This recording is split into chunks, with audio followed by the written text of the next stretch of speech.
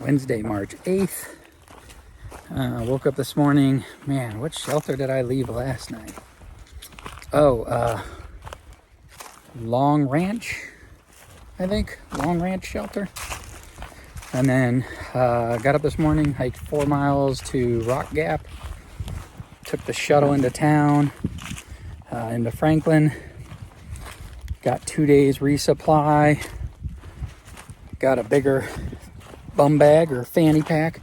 I'm gonna send my other one home. I wanted one where I could fit my wallet, my glasses, and my snacks in. So I could send this bag home because that's kind of useless sitting up there and it's got Velcro on the back of it and that keeps coming apart. So that's gonna get sent home. What else? Bought KT tape for my knees. So hopefully I can kind of solve that. As the other muscles, I guess, around the stabilizing muscles around the knee start to strengthen, then underneath my knees should start to not hurt as we move on. So that'll be good. Now I just left Rock Gap and 4 miles. I think we got like Winding Stair Gap. And then 3 miles after that's the shelter. So this will be a 11-mile day. And then I think we're going to spend the next 2 days. I think right now we're about 25 or 26 miles from the knock.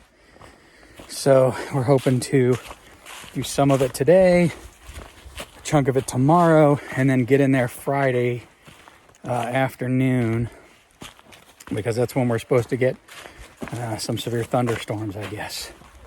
So we're going to try to get a room for the night or a hostel for the night at the knock and kind of settle in and dry out a little bit, lick our wounds, and then get going again.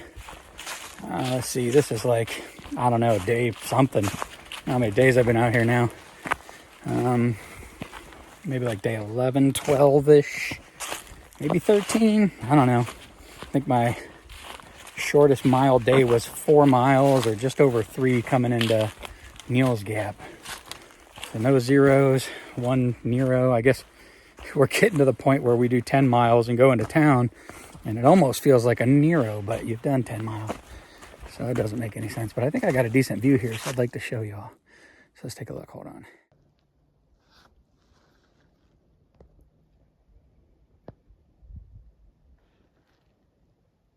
Again, the trees usually obscure stuff, but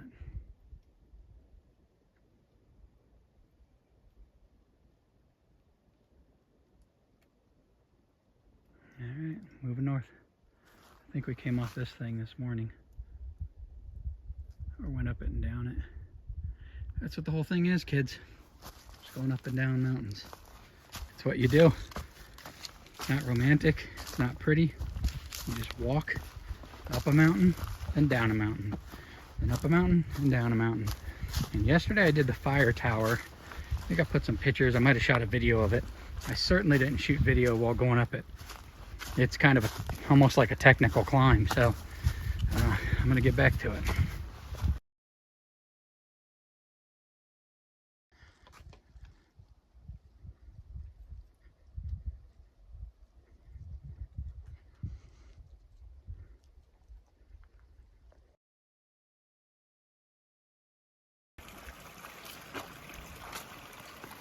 I'm still slowly making my way along. Here's a water source.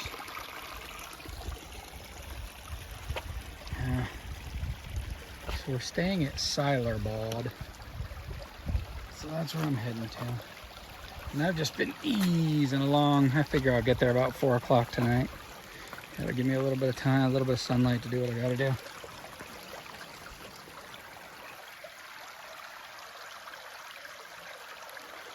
It sure is peaceful when you get the chance to stop and take a look. Something we usually don't do because most of our time is focused just putting your head down and finding somewhere to stick a trekking pole. That's kind of funny. You can come out here to get away and see all this beauty, and then it becomes very tedious and, you know, looking out for root ninjas, because they'll trip you if you're not paying attention. You could be off trail just like that. One simple slip, break something, sprain something, you're off trail. Maybe you get back after a few days, maybe a few weeks, maybe never. I'm fortunate that so far everything's holding up. Over 100 miles in. Should be at the NOC in like 2 nights. Hunker down for that weather, and then we'll be hitting the Smokies soon. I think we're about 70 miles out from the Smokies right now, so by the time we get done, I think it's 70. I don't know. I have buddies that pay more attention to that than I do right now.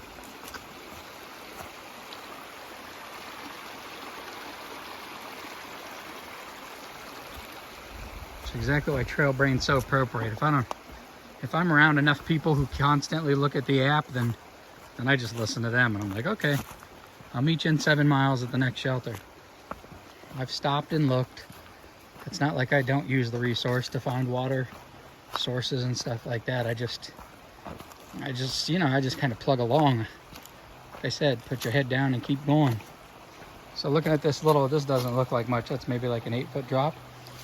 But yesterday, it was 2 mountains before the fire tower.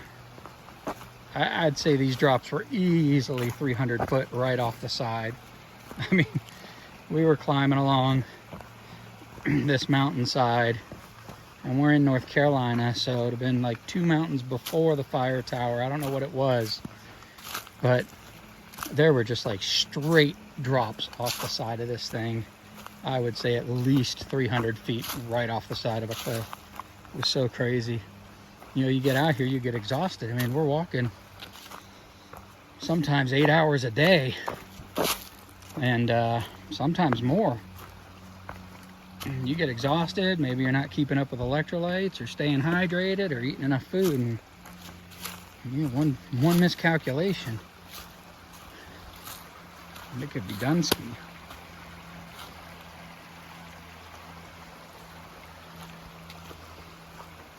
But there are times when I go and pick up my pace. I think I'm just under 2 miles an hour as my knees heal up and that. And I'm just kind of, you know, I know I've only got 4 more miles to go today. So I'm not really trying to break any land speed records.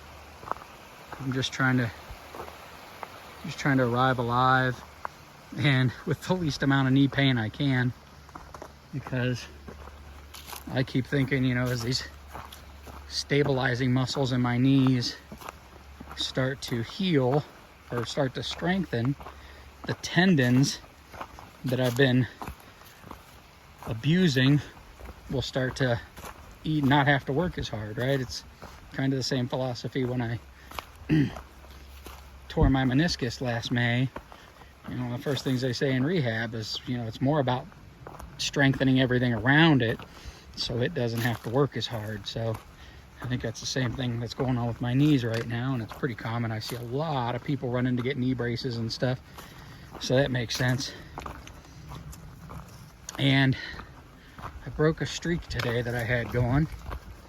I haven't had chicken in over 6 years, but I did put some chicken on a salad today, and I did buy some chicken packs and tuna packs, and I figure, yeah, I don't know that I'm gonna eat beef while I'm out here, but some leaner meats are probably gonna help me, you know, repair muscle tissue and heal better. So if I could find some glutamine, I couldn't in town yet. Maybe when I get back, I don't know, somewhere where I can get to like maybe even Walmart would have some glutamine, or GNC would definitely have it, but something to help my body absorb and kind of use protein a little bit more efficiently. So I don't know, had chicken on a salad. It was pretty good. I'll stick with some lean meats and fish and chicken. I think chicken will be easy to find. I mean, I won't feel as bad, I guess, for putting that in my body, at least fat content wise. Maybe a turkey burger or something, I don't know. But I know, you know, like, I mean, again, part of the reason I walk slow is because energy, like, you know, it's very difficult to keep your energy up out here. You're burning, you know, sometimes upwards of 5,000 calories a day, active and inactive. And, you know, there's you know, I don't think anybody's carrying around 5,000 calories a day worth of food. That's just crazy. So, you know, I'm probably burning nearly a pound of fat a day, more than a pound of fat every other day. So, I mean, I've got some to lose, so that's great, but I don't have 150 days worth of fat to lose. So you gotta get some calories in where you can.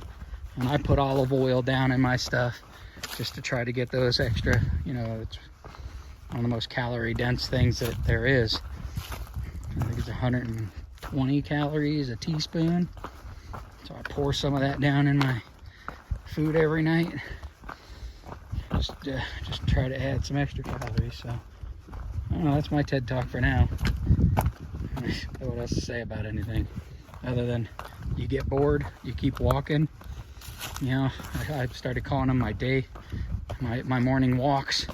I get up, I go out for my morning walk, and then I sit down, I set up camp, and I eat dinner and joke around, go to sleep. Last night I think I already said 9 hours of sleep. That was a pretty good night of sleep I got last night. My second night PCT bear hanging bags. The first night went great. The second night, man, we were in Carolina, and the trees here are like almost anemic. Like I mean, like this is legit. Like this would be the kind of branch we'd have, that tiny little thing right there. This little branch right here. And they're like, okay, you go ahead and make sure that's 20 feet up and 6 feet, you know, 6 feet away from it, 6 feet away from the tree, 6 feet down from a branch, and like 8 feet up from the ground. And those trees were so far and few in between last night. It was crazy. But they don't do bear cables here in North Carolina. I haven't seen any yet anyway. No bear boxes. That's a Georgia thing. I think they kind of, I mean, I guess at the end of it, a lot of people are shaken out by the time they get here.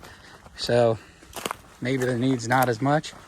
But I guess you were going to learn to bear hang that bag eventually. So last night was night 2. It didn't go as well. I'm hoping to post a video for my friends at the schools to see kind of what we do. It's really nifty the way we do it. You can put a bag in the air with just a string dangling down. So it's kind of interesting when you see the way it's done. I'm hoping at some point here that I'll get to record that process and show you. I'll try to keep my language under control because last night I was throwing that bag and the rope would grab a hold of like one of these little like ground branches here, and I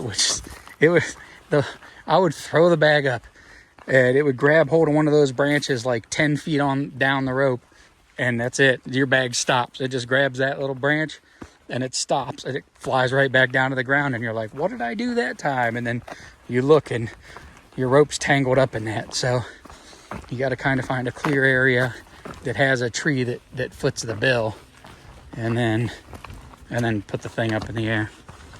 So now here's a follow-up to a lesson. So here's the double stripes. So we need the trail that's going to the left. So let's see what we got. So we're walking along, and I have to say the trail's been so easy to follow thus far. I mean, I'm sure there are going to be places, there have been places that it gets a little confusing, but I mean, as you could tell, the trail is pretty well defined.